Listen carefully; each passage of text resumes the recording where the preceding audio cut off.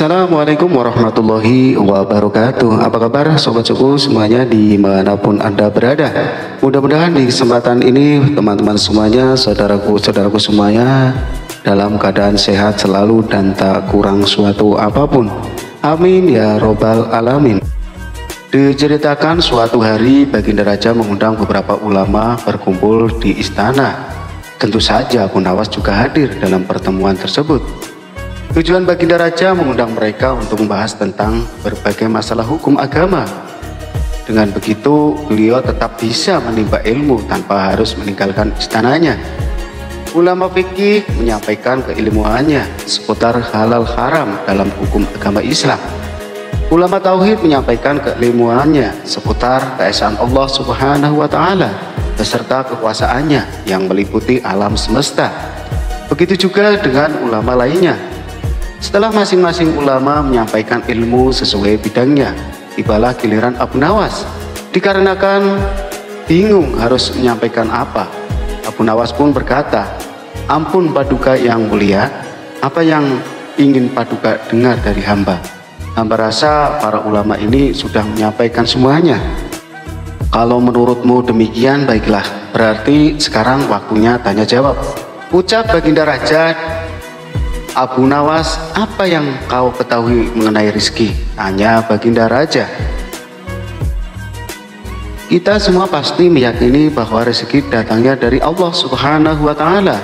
Sebagaimana dalam firman-Nya, tidak ada suatu binatang melata pun di bumi melainkan Allah lah yang memberi rezekinya. Jelas Abu Nawas. Rezeki itu bisa datang dari mana saja, Paduka. Kita sebagai manusia cukup bertawakal dengan benar. Niscaya rezeki akan datang kepada kita. Lakukan yang menjadi bagianmu.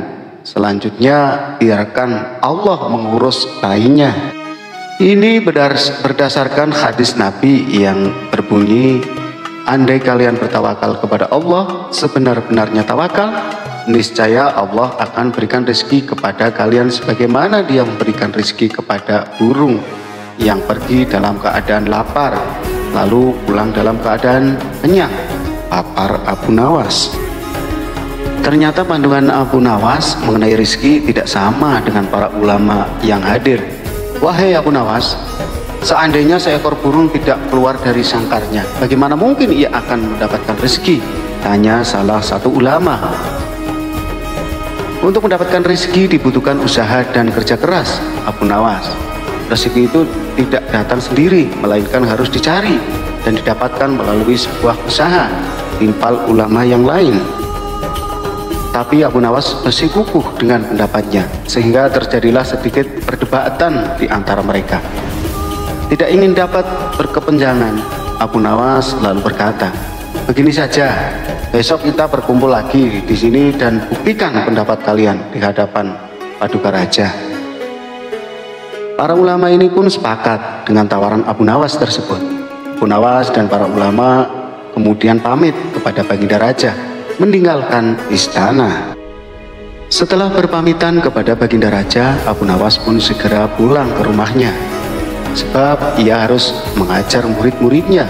Sementara para ulama tersebut sibuk mencari cara untuk membuktikan pendapat mereka. Sampai pada akhirnya saat berjalan pulang menyusuri sebuah desa, para ulama melihat penduduk setempat sedang panen buah kurma. Kemudian terbesitlah niatan untuk membantu warga. Setelah selesai dengan pekerjaannya, para ulama ini mendapat imbalan beberapa ikat buah kurma dari warga setempat. Mereka senang, bukan main. Para ulama itu senang bukan karena mendapat kurma, tetapi memiliki alasan untuk menyampaikan kepada Abu Nawas dan Baginda Raja bahwa mendapat rezeki mereka soal rezeki adalah benar.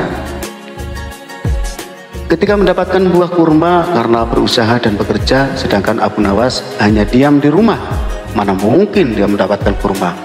Ini menunjukkan bahwa rezeki bisa didapat bila mencarinya dan bekerja. Jadi pendapat kita sudah benar. Besok kita bawa ini sebagai buktinya. Kita tunjukkan kepada Abu Nawas dan Baginda Raja, kata salah satu ulama kepada kawannya. Maka pada keesokan harinya para ulama ini datang ke istana.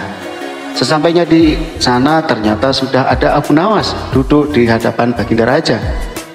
Melihat para ulama sudah datang, Baginda Raja segera menyambutnya.